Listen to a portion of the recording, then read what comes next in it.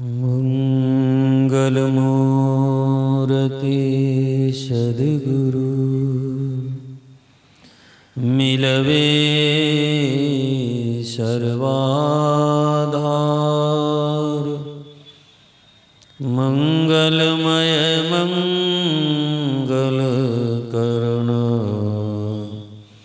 बिनवो बारंबार। ज्ञान युदधियर ज्ञान घन सद्गुरु शंकर रूप। नमो नमो बहुबारहि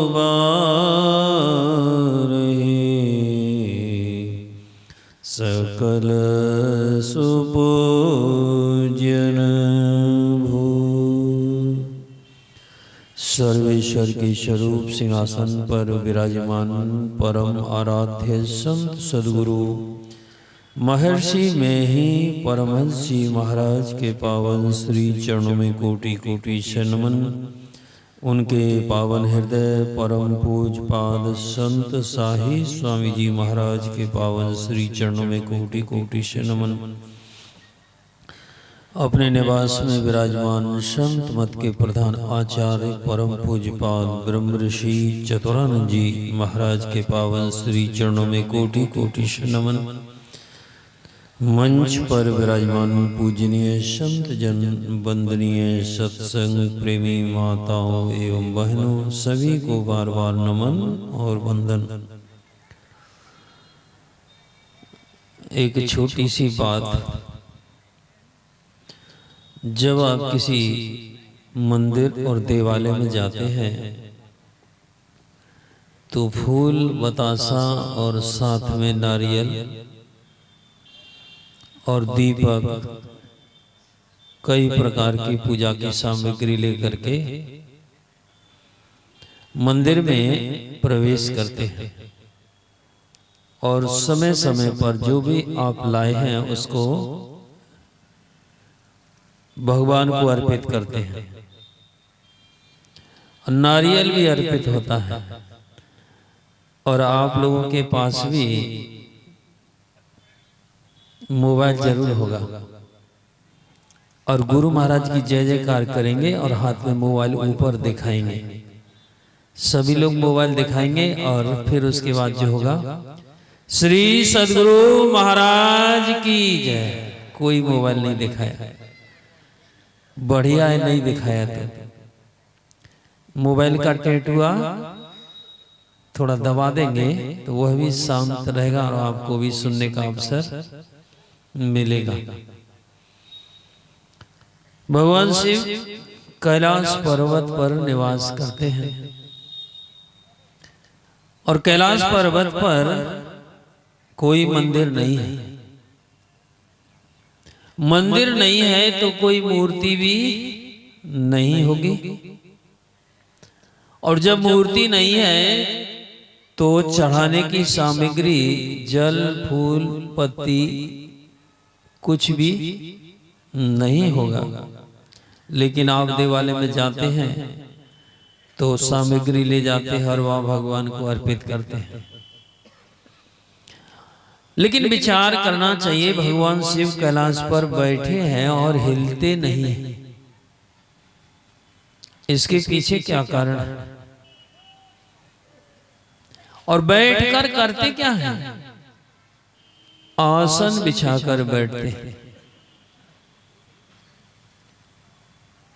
करते क्या है? संत कबीर साहब के एक भजन में आप सुनते होंगे, जो परमात्मा सर्वव्यापक है, सर्वव्यापी है, जो सर्वत्र है, तो आपके पास भी होगा और केवल पास होगा, आपके अंदर नहीं होगा। सर्वव्यापी तो तभी होगा जब आपके अंदर भी होगा। और जब सर्वत्र है तो उस परमात्मा की पूजा करने के लिए कहीं अन्यत्र दूसरी जगह जाने का महत्व क्या बचता है? जो वस्तु यहां भी है और वहां भी है, तब दूसरी जगह ढूंढने का लक्ष्य आपका कैसा है, वही संकेत। संत कबीर साहब ने कहा कि पानी में मीन प्यासी, मोए सुन सुन आवे हांसी। कबीर साहब कहते हैं कि मुझको हंसी आती है जो परमात्मा सर्वत्र है और उसका अनुभूति। और मीन अर्थात मछली का उदाहरण क्यों? यहां तो बताया जा रहा था कि केवल मनुष्य जगत प्रसव करता ईश्वर का तत्व ज्ञान प्राप्त करने के लिए केवल मनुष्य शरीर ही सक्षम है। और उपमा दी मछली की, और वह भी पानी में रहती है और फिर भी प्यासी है। इसका मतलब संत के कोई संकेत होते हैं और वह संकेत मछली के शरीर में प्रकृति ने बना करके दिया है। जब पानी में रहती है तो हर समय पानी उसके गले में जाना चाहिए, लेकिन नहीं जाता है। क्यों? क्योंकि गले की बनावट ऐसी है, जब तक मछली उल्टेगी नहीं तब तक उसका गला खुलेगा नहीं। हवा तो जाएगी, श्वास लेने ऊपर नीचे उसको ऑक्सीजन तो मिलेगा, लेकिन पानी उसके साथ में प्रवेश तब ही करेगा जब वो अपने शरीर को उल्टेगी और तब उसका गला खुलेगा और तब पानी प्रवेश करेगा। यहाँ कहा गया कि हे मनुष्यों, इस काम को मछली कर सकती है, लेकिन मछली पानी पी सकती है। ठीक उदाहरण वैसे ही है, हमारी भी जो वृत्ति संसार की ओर फैली हुई है, उस संसार के पदार्थों को तो देखती सुनती समझती है इंद्रियों से, उसका ज्ञान तो होता है, लेकिन उस परमात्मा को जब सर्वव्यापी आप मानते हैं या गाते हैं, या जब वो सर्वव्यापी है तो प्रश्न होता है कि आप कहाँ हैं। आपका मतलब इस शरीर से नहीं है, आपका मतलब है शरीर में रहने वाली चेतन आत्मा। और वह चेतन आत्मा कौन है? भगवान कृष्ण ने गीता में ममेवांसो जीवलोके जीवभूत सनातन, भगवान कृष्ण ने कहा कि जो जीवात्मा है वो मेरा ही सनातन अंश है। और इसी का संकेत गोस्वामी तुलसीदास जी ईश्वर अंश जीवय विनाशी चेतन अमल सहज सुख राशि। फिर कारण क्या हुआ? सो माया बस भय हो गोसाई, बंध्यो कीर मरे कटकी नहीं। प्रकृति के बस में होकर ये जीव अपने अविनाशीपन को भूल गया, माया में फंसा वीरान हो गया। दुखों के सागर में ये जीवात्मा इस शरीर और इंद्रियों के साथ तन इंद्रिन संग अजाना होती क्वारी, जीवो परम पिता निज चीनो कहते संतन हितकारी। संतों ने हित की बात, और गोस्वामी तुलसीदास जी भी कहते हैं, प्रकृति पार प्रभु सवयुर्वासी, ब्रह्म निरीह विरजय विनाशी। वो प्रकृति के पार में, और प्रकृति का ज्ञान किससे होता है? इंद्रियों से होता है। आंख से आप देखते हैं, कान से सुनते हैं, नासिका से सूंघते हैं, और त्वचा से स्पर्श करते हैं, और रसना से स्वाद, और यही प्रकृति है। और इस प्रकृति से जब तक आप अपने आप को अलग नहीं करेंगे तब तक माया सो माया बस भयो गुसाई। इंद्रियों के संग जब जब आप रहेंगे तब तब आप परमात्मा से बिछुड़े हैं। इंद्रियों से कैसे छूटा जाए? एक नाम सुनते हैं आप, जितेंद्रिय। जितेंद्रिय का मतलब जो अपनी इंद्रियों पर विजय प्राप्त कर लेते हैं। और ये घटना आपके जीवन में घटित भी होती है, पर लोग जब तक सत्संग नहीं करेंगे तो घटना का अर्थ नहीं लगा सकते हैं। आप जब गहरी नींद में सो जाते हैं तो आंख खुली होने पर भी आपको छत दिखाई नहीं पड़ती है। कान खुले होने पर भी आपके कान सुनते नहीं हैं। नाक खुली होने पर भी सुगंध और दुर्गंध का ज्ञान नहीं होता है। रसना पर यदि मिश्री रखी हो तो रसना उस मिश्री के स्वाद को नहीं बताती है। और त्वचा भी किस बिस्तर पर आप लेटे हुए हैं ना तो शरीर का ज्ञान है और ना ही स्पर्श का ज्ञान है। इसका मतलब आपकी चेतना इंद्रियों से हट गई। ये प्रकृति ने आपको लगा करके दिया है।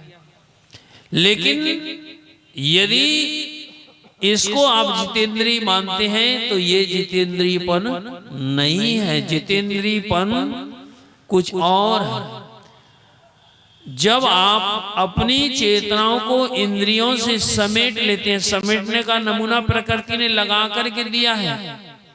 और जब बिस्तर पर आप सोने के लिए जाते हैं तो पहले मन बुद्धि को आप बंद करते हैं, नहीं तो आपको नींद का सुख नहीं मिलेगा।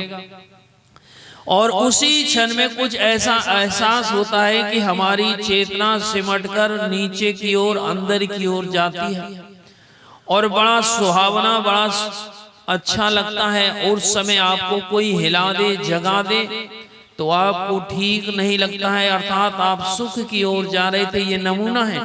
जब इंद्रियों से आपकी चेतना सिमटती है तो आप सुख की ओर जाते हैं और नींद के सुख में चले जाते हैं। और दुनिया में नींद से अच्छा कोई सुख नहीं है। 10 दिन 5 दिन नींद नहीं आए, 2 दिन नींद नहीं आए तो आप डॉक्टर के पास चले जाते हैं। नींद से क्या लेना देना है? नींद नहीं आ रही है तो क्या फर्क पड़ने वाला है? लेकिन नहीं, नींद नहीं आएगी तो आप घी दूध मलाई कुछ भी खा लीजिए, फिर भी आप सुखी आराम में नहीं जा सकते हैं। तो नींद का सुख दुनिया में सबसे बड़ा है।